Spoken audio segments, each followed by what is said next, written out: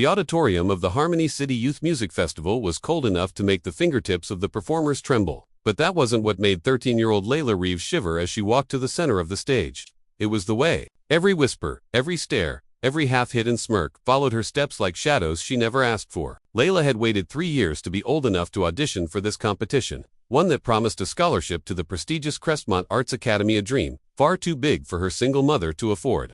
For months she had practiced after school, with neighbors complaining that her voice carried through the apartment walls, but Layla didn't care. Every note she sang in her cramped living room was a promise to herself that she would one day stand on a stage like this one and prove she belonged. But as she reached the microphone, she was met not with encouragement, but with a soft, cold laugh coming from the panel of judges seated in front of her. The head judge, Ms. Daphne Winslow, leaned toward the woman sitting next to her, her lips barely moving as she whispered something Layla wasn't supposed to hear. But Layla had learned long ago that sometimes adults underestimated how well children could listen. She must be lost, Winslow muttered. This round is for trained performers.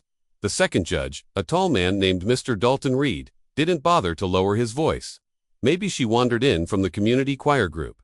They always try pushing their diversity cases on us. The third judge, Ms. Byrne, only smiled in a way that wasn't a smile at all. Layla held the microphone tightly. Too tightly, the metal growing warm under the heat of her hands. She told herself to breathe, but the air tasted strange and sharp, like embarrassment. She heard a few giggles from the waiting contestants behind her, kids wearing designer shoes. Kids who talked loudly about their private vocal coaches. Kids whose parents were board members or donors. Layla had arrived with her mother's borrowed coat and a backpack she'd owned for 4 years. She had stitched the edges herself when the fabric started fraying. State your name and your audition number. Please, Ms. Winslow said, tapping the table as if Layla were a nuisance, blocking the real performers. Layla Reeves. Number 52, Layla answered. Her voice wasn't shaky. She had promised herself it wouldn't be. Winslow studied her face, then her hair, then her skin. And what will you be performing today? She asked, as though already bored by the answer. A song I wrote myself, Layla replied, lifting her chin. That statement produced exactly what she expected. The slight widening of eyes, the small exhale through the nose, the polite but insulting smile, a self-composed piece. Dalton said, "How ambitious." The word ambitious was dipped in poison. Layla had known this might happen. Her mother had warned her that some people didn't need a reason to look down on you sometimes. They simply looked down because that was the direction they were used to. But her grandmother had always told her something more important. Sing anyway. So Layla stood tall on that freezing wooden stage, wearing the same red sneakers she had worn for every church performance, the ones her grandmother had bought for her before passing away. Every time Layla wore them, it felt like her grandmother's hands were still holding her up. You may begin, Winslow said. Already glancing at the next performer's resume, Layla adjusted the microphone and closed her eyes for a brief second.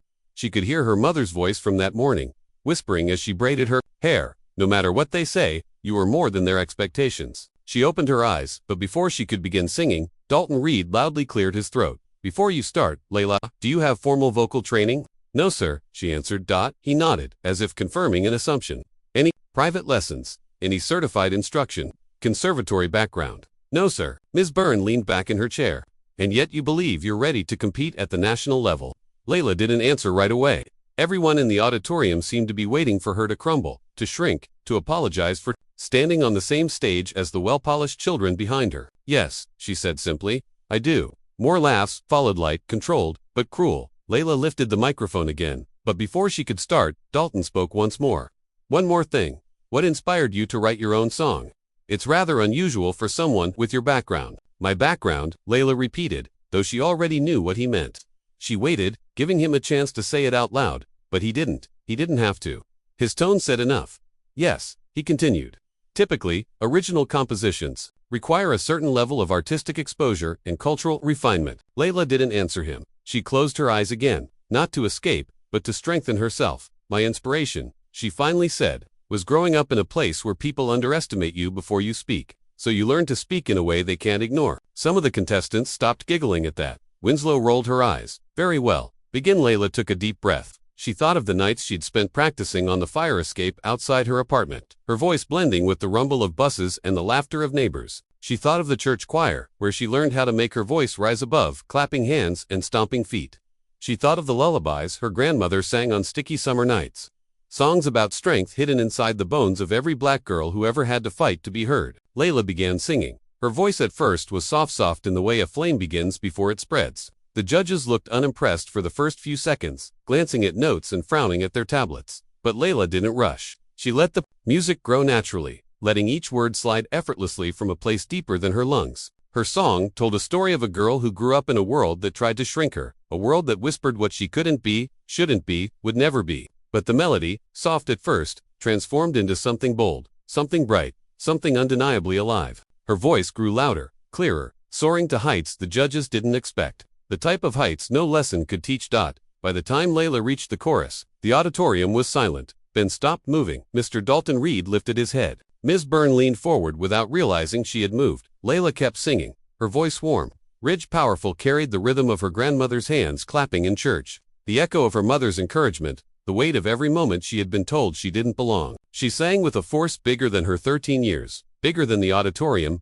bigger than the festival. She sang as though she were singing with thousands behind her, people the judges had never bothered to see. When she held the final note, a trembling silver thread hanging in the air, the world seemed to pause. Then it fell quiet. No one moved, not the contestants, not the judges, not the staff. Only Layla breathed, softly, waiting.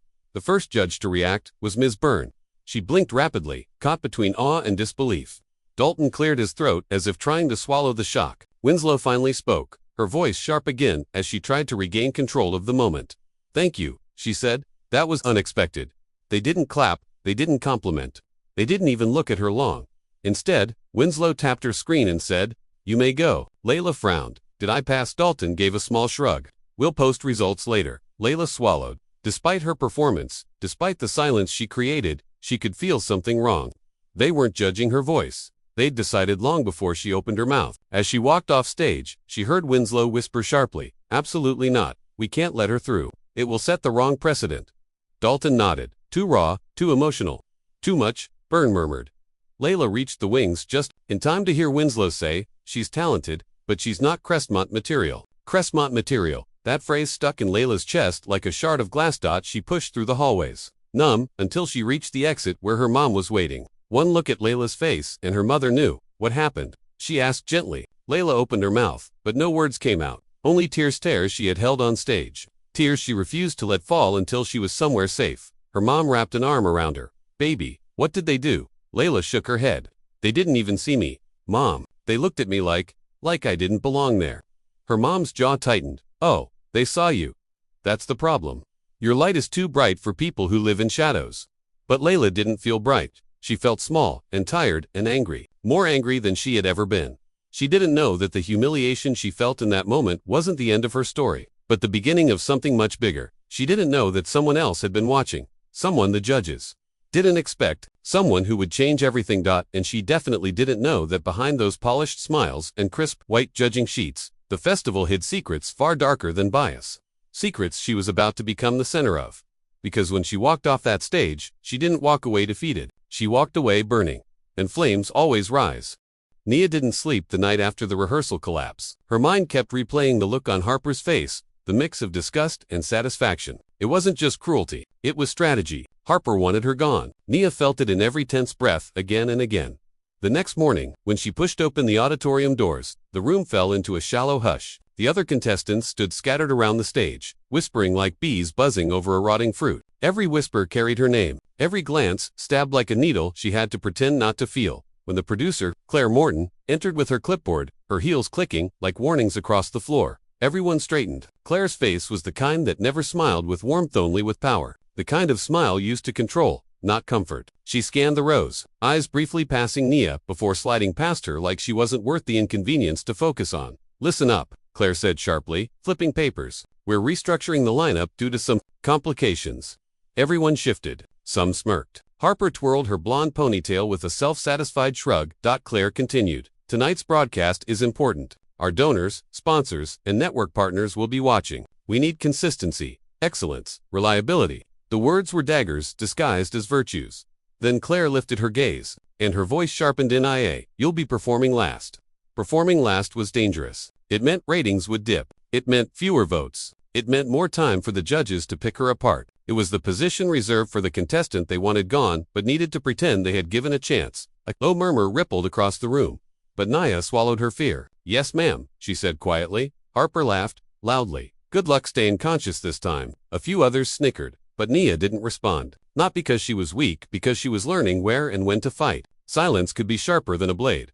She pulled her notebook from her bag and walked to the far corner to sit alone. She always wrote before singing tiny scribbled lines no one ever saw. Words like reminders, like armored. Today, she wrote. They want me to break. I will not. A soft thud sounded beside her. She glanced up. That it was Ethan. He held a small lunchbox. Its metal surface dented and scratched, decorated with stickers peeling at the edges. He sat down without asking, opening it carefully to reveal a simple meal: rice, roasted chicken, sliced fruit. My dad made extra, he said, pushing half toward her. Nia blinked, surprised. I'm not hungry. You're lying, he said softly. Again, she hesitated, then accepted it. Thank you. He nodded. For a moment, the two sat in silence. The room continued buzzing behind them, but the corner felt like a bubble. One moment of peace in a storm. Ethan leaned closer and whispered, Claire isn't changing the lineup because of your collapse. She's doing it because the donors requested Harper close the show. Nia stiffened. Why? They like her image. They think she attracts the right audience demographic. They think you. He paused. Don't. He didn't need to say the rest.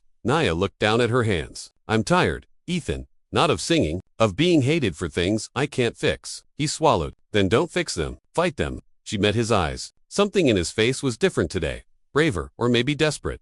Before she could ask why, Claire shouted for everyone to gather on stage. Ethan quickly moved back to his place, leaving Nia with her thoughts spinning like a hurricane. Rehearsals were brutal. The sound engineer accidentally muted her mic twice. The choreographer ignored her raised hand for adjustments. Harper kept stepping slightly into her space, like marking a territory. Every moment made the air around her heavier, but Nia forced herself to stay standing. At one point, when the room emptied briefly for a break, Nia stayed behind to practice a single verse of her song, soft trembling. Trying to steady her breath, she didn't know Claire had returned. You're making us look unprofessional, Claire said sharply. Nia jumped. I was just practicing. Yes, well, Claire sighed dramatically. You might consider practicing in your own time, not when the crew is tired of your drama. That wasn't drama, Nia said, finding herself too exhausted to sugarcoat anything. I fainted because I hadn't eaten, because I was stressed, because stress is no excuse. Claire crossed her arms. This industry rewards those who push through, or it removes them. Nia's heartbeat thundered. Her throat tightened. Are you saying you want me gone? She whispered. Claire smiled, not kindly. I didn't say that. I'm saying you're becoming inconvenient, and inconveniences tend to fade from the final cut. Her footsteps clicked away, leaving Nia frozen in place. Swallowing tears she refused to let fall. When Claire disappeared behind the curtains, Nia whispered to herself, You don't get to decide who I become. She didn't notice Ethan watching from the side wings. By late afternoon, contestants were escorted to makeup. Nia's makeup artist spoke little, brushing foundation across her skin with clinical detachment. But when she finished, she stepped back and frowned. This lighting isn't going to be kind to you, the woman said. Nia froze. What do you mean? Nothing personal. The woman shrugged. The camera crew designed tonight's lighting around Harper. Bright amber tones. Makes her glow. But your skin tone, well, it dulls under that kind of lighting. Nia's stomach dropped. Can't they adjust it? They could, the makeup artist said bluntly. But they won't. Of course they wouldn't. But something inside Nia hardened not into rage, but resolve. When showtime neared, contestants lined up backstage. Harper was 2 spots ahead of Anna, smiling confidently as her mother fussed over her hair, like polishing a trophy rather than comforting a daughter. Ethan slipped behind the curtains and quietly approached Nia. You okay? He whispered. No, she whispered back. But I will be. He hesitated. There's something I need to tell you. Her heart skipped. What? Instead of answering, he pulled a small USB drive from his pocket and pressed it into her hand. What is this? She asked, confused. Proof, he said, eyes darting nervously. Of everything, the judges' conversations, donor emails, Claire's instructions, all of it. They recorded themselves in the green room and forgot the security cameras are auto. I downloaded the last 3 days. Nia's breath caught. Ethan, why would you do that? Because I know what it feels like to have a system crush you. His voice shook. Because I'm tired of watching them choose winners before we even sing, and because I can't let them destroy you just to protect their favorites. Nia stared at him. Stunned. He whispered. Promise me something. What? When the time comes, don't let fear keep you quiet. Her fingers tightened around the USB. I won't. At that moment, Claire's voice blared through the backstage speakers. Harper, you're up in 2 minutes. Nia, stand by. Harper strutted forward, waving dramatically like a queen heading to her coronation. Ethan leaned close one last time. They think they've controlled every part of this show. Lighting, order, judges, deductions. But the one thing they can't control, Nia finished quietly, is what I choose to do on that stage. Ethan nodded once, and then he slipped away, disappearing behind the crew. Harper's performance roared through the arena. The crowd clapped like trained hands, loud because they were expected to be. The judges gave rehearsed praise. The cameras captured her every smile like it had already been scripted. When Harper finished, she spun dramatically and bowed as if claiming a victory already stamped and sealed. As she passed Nia backstage, Harper leaned close and whispered, "Try not to embarrass yourself this time, okay?" Nia didn't blink. "Don't worry," she said softly. "I won't." The music crew gestured for her to step forward. As Nia walked toward the stage, something calm washed over her. Not because she felt safe, but because she felt ready. The crowd dimmed. Lights shifted to their harsh amber glow. A spotlight snapped on, almost too bright to see through. And then the host's voice echoed, closing tonight's show, Nia Lawson. The applause was polite, thin, predictable. But Nia didn't look at the crowd. She looked at the judges. Then at the cameras. Then she reached into her pocket and wrapped her fingers around the USB. Her heartbeat steadied. Her voice dropped low, only for herself. "This ends tonight." And she stepped into the blinding light. When Nia stepped into the amber lighting, she could feel the bias burning into her skin, just as the makeup artist warned. It dimmed her presence, softened her edges, washed her out. But she didn't flinch. She stood in the center of the stage, feet planted, heart steadying itself like a drum preparing for war. The audience waited, restless and half distracted after Harper's dramatic performance. The judges leaned slightly forward, pretending to be attentive while already convinced she would fail. Claire watched from the side panel with her arms crossed, the smirk on her face saying everything she didn't speak aloud. Tonight, she believed, the problem contestant would quietly disappear. But something in Nia's posture froze Claire's smirk halfway, like she sensed a shift she couldn't control. The music cue blinked on the screen in front of the pianist. But before he could touch a single key, Nia raised her hand. The gesture was small, soft, almost polite, but it stopped him instantly. A few audience members murmured. The host blinked in confusion. Claire stiffened, and the judges exchanged quick glances like they'd just smelled smoke. Nia lifted the mic slowly. Her voice didn't shake. "I won't be singing the scheduled song," she said calmly. Even through the microphone, the steadiness surprised people. The pianist froze. The judges straightened. Claire took one step forward, eyes wide with warning. The judge in the middle, an older man with a voice as rehearsed as every compliment he ever gave, forced a laugh. "That's not allowed. Dear, you must perform the assigned." "I'm changing my song," Nia said again, louder this time. "And I'm changing more than that." Now the audience went silent. Not polite, quiet, the kind that fills a room when everyone senses something is about to erupt. Nia took a breath, feeling her pulse hammer once in her chest. Then she pulled a tiny USB from her pocket, holding it between two fingers. "Before I sing," she said, "the audience needs to hear something else." Claire lunged forward from backstage, hissing, "Cut her mic." But Ethan had already beaten her to the control booth. The mic stayed on. A lighting tech tried to dim the stage. Ethan locked the board. A crew member reached for the broadcast switch. Ethan yanked the cable out of the wrong port, forcing the entire system to route through the backup generator, something no one could shut down remotely. Claire spun around toward the tech team, shouting, "Turn it off, turn it off." But the show stayed live. And Nia stayed standing. "The judges," she said clearly, raising the USB so the cameras zoomed in automatically, "have already decided who wins this competition. You were lied to. We were lied to. And it's all on this device."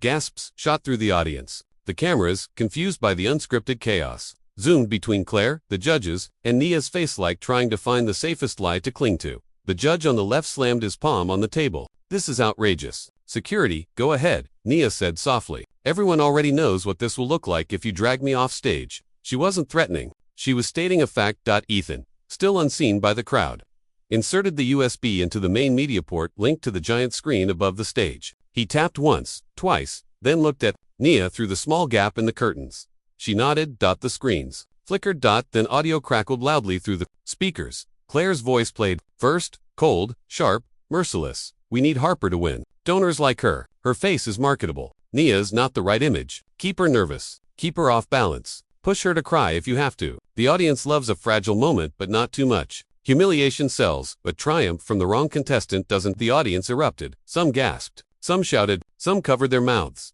The judges' faces turned pale as their own recorded voices layered over hers. Judge 1, just deduct points for breath control. Say she lacks connection. Judge 2, yes, even if she sings well, it won't matter. Judge 3, we're wasting time on her anyway. The sponsors want Harper. Claire screamed off mic, "Shut it off." But no one listened. The crowd began to boo loudly, fiercely. Not at Nia, but at the people who had tried to destroy her. Harper ran forward, shouting, "This is taken out of context." They didn't mean, but the audio wasn't finished. Harper's mother's voice crackled through next. "We need that girl gone. She's distracting the judges. Make her look unstable." Feed the media something about her fainting from pressure. More boos, louder. The audience rose like a wave. The judges sat frozen. Trapped in their own exposed corruption, Claire stormed toward the stage. But security blocked her, not to protect her, but because the crowd had turned on her so violently, the guards didn't dare push her forward. Nia finally lifted the mic again. Her voice didn't tremble. For years, young artists have come here believing talent decides their future. But the truth is some of us were never allowed to win. Some of us were never meant to shine. Not because we couldn't, but because we weren't what they wanted. A woman from the front row shouted, "Sing, Nia, we're with you." The audience roared in agreement. Nia closed her eyes. For the first time since entering this competition, she felt safe on the stage, not because the system protected her, but because she had broken the system open and shown everyone its rotten core. "I'll sing now," she said softly, but not for them. For every kid who felt invisible, for every contestant they silenced, for every person they told wasn't the right image.